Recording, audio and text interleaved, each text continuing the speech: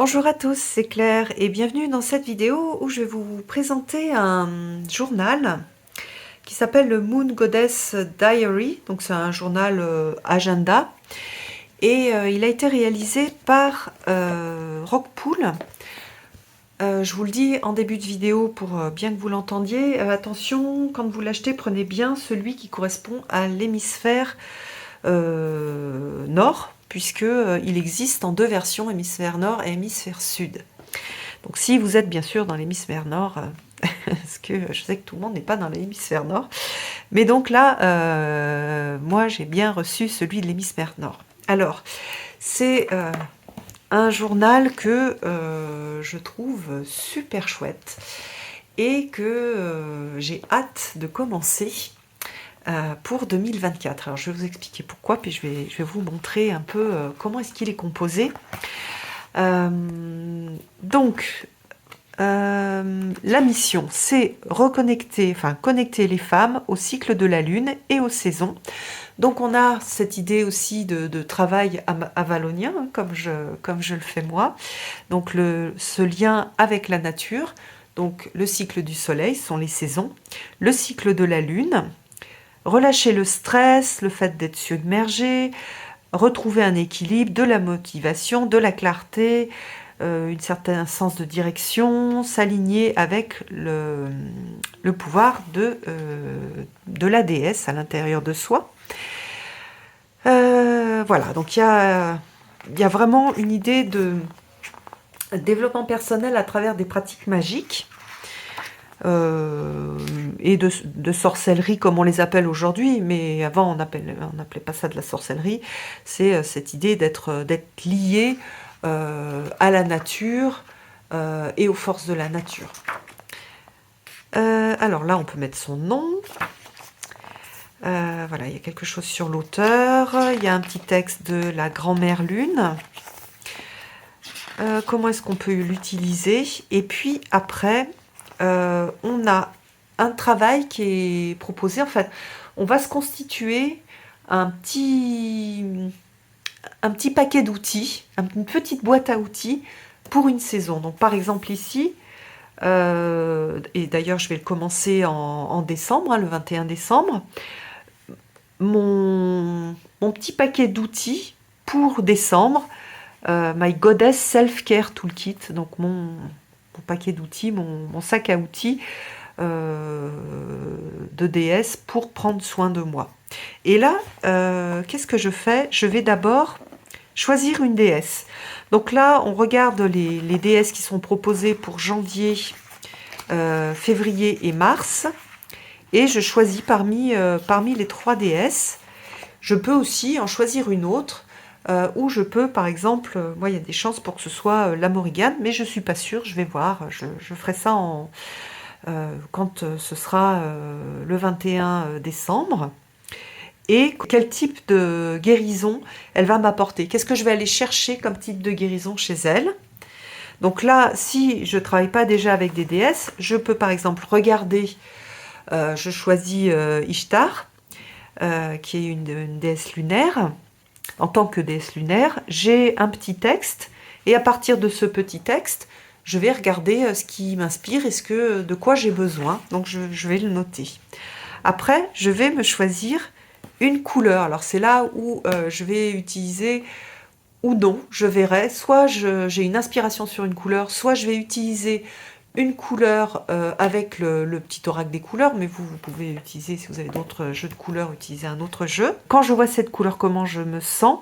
Donc là, moi, par exemple, si je choisis une couleur, hop, celle-ci, ah ben non mais incroyable, toutes ces synchronicités chaque fois que je prends ce jeu. Donc j'honore et je nourris ma déesse intérieure.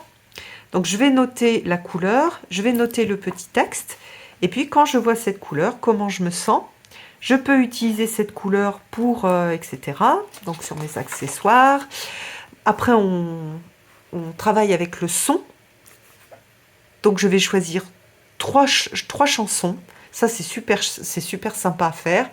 Alors soit je vais le faire intuitivement, je vais rechercher. Soit je ne sais pas si vous vous souvenez, mais j'ai un tarot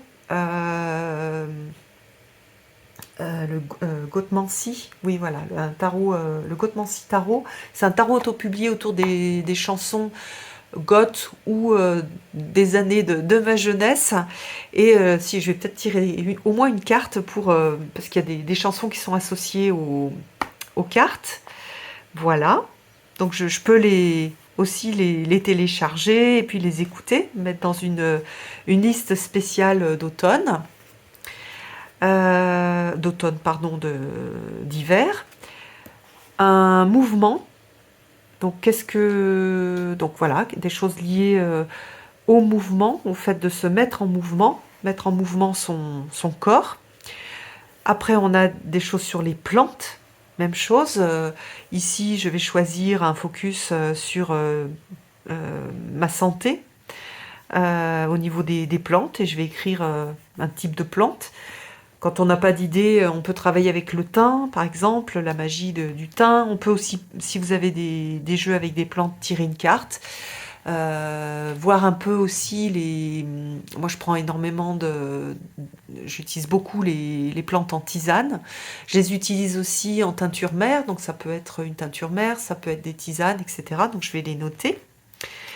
Après, on a en aromathérapie. Donc ça,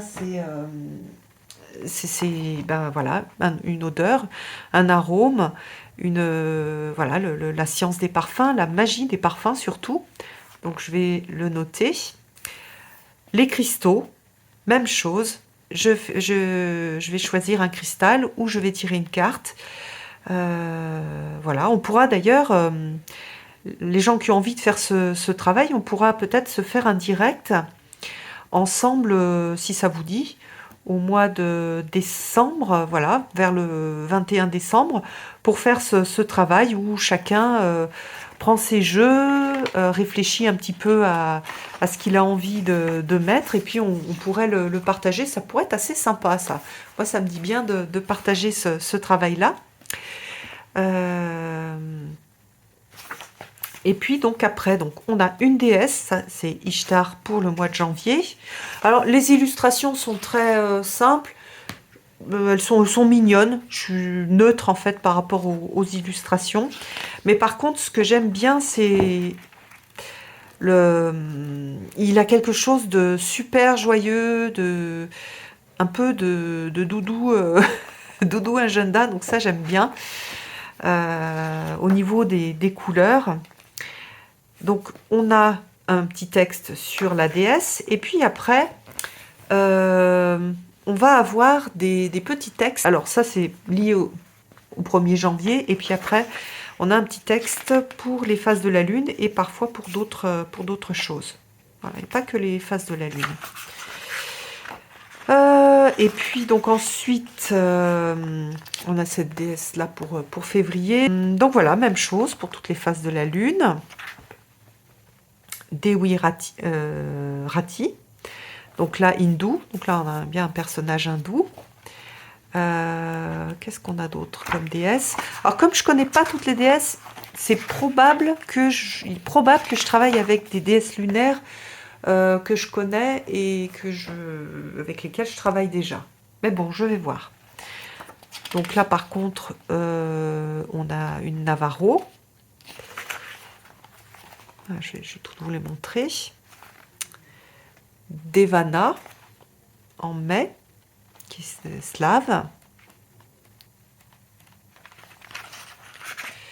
En juin, on a N. Donc là, ça, par contre, il y a des chances que je travaille avec elle, puisque c'est la reine des fées. Voilà, tout le temps, hein, pour chaque saison. Vous voyez, par exemple ici, ça c'est l'été, on va se retrouver avec la même chose.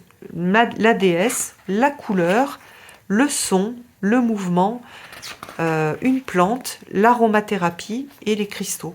Je trouve vraiment que il n'y a pas trop de choses à faire, parce que parfois il y a vraiment trop de choses, ça devient compliqué. Là, c'est super simple et on peut l'enregistrer. Si je fais, par exemple, je pense pas que je vais noter, par exemple, tout le travail que je fais de review mais je vais noter tous les travaux magiques que je fais. Et je fais aussi parfois du travail d'écriture, de poésie en fait. Donc ça, je vais le noter pour chaque journée. Mais je vais pas mettre rendez-vous chez le dentiste, par exemple. Là, on a Lakshmi, donc on a une jolie déesse indienne. C'est possible que je travaille avec elle et avec le tarot indien que j'ai fait pour le magazine Elle. Chang-ho pour septembre. En octobre, c'est Ekat. Donc là, je travaillerai certainement avec Ekat. Alia, qui est une déesse de la lune philippine. Et un rituel pour clore l'année 2024. Donc je suis vraiment, vraiment sous le charme de cet agenda. Je le trouve très, très chouette. J'aime beaucoup toutes ces couleurs et les propositions. Ça correspond à ma pratique. Au niveau des pierres, d'ailleurs, il est possible que j'utilise pas forcément des cristaux. Enfin, si je peux utiliser peut-être des cristaux que j'ai, mais j'aime bien aussi travailler avec des pierres que j'ai trouvées. Voilà, je travaille pas forcément qu'avec des pierres précieuses ou semi-précieuses. Je travaille avec des pierres que je ramasse, donc des cailloux avec des formes particulières, des couleurs, des dessins. J'aime beaucoup travailler avec des cailloux que je trouve sur la plage. Donc ça peut aussi être une autre façon de faire plutôt que d'aller acheter des cristaux qui sont pas du territoire. À nouveau, je cherche toujours à me relier à un territoire plus ou moins grand, hein, parce que quand quand c'est pas des pierres de rivière, quand ce sont des pierres au bord de la mer, c'est pas vraiment la Savoie. Mais j'ai aussi voilà, des pierres que j'ai trouvées. Je peux travailler avec des quartz que j'ai trouvés. Il y en a un gros que j'ai trouvé aux Deux Alpes quand j'étais jeune. Donc voilà, on peut aussi travailler avec du local sur les cristaux. Donc voilà, j'espère que ça vous a plu. En tout cas, je suis vraiment contente de présenter ce journal. Je le trouve vraiment génial. Alors, il est tout en anglais. Ça, c'est l'aspect un peu qui va gêner, je pense, des personnes qui parlent pas l'anglais.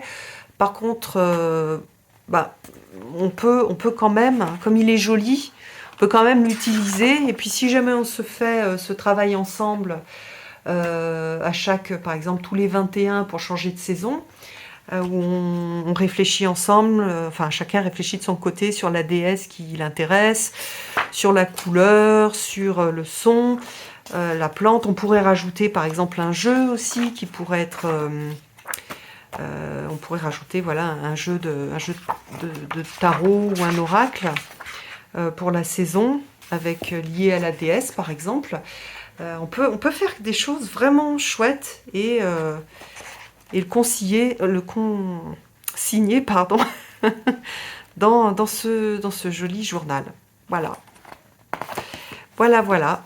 Je vous embrasse. J'espère que ça vous a plu.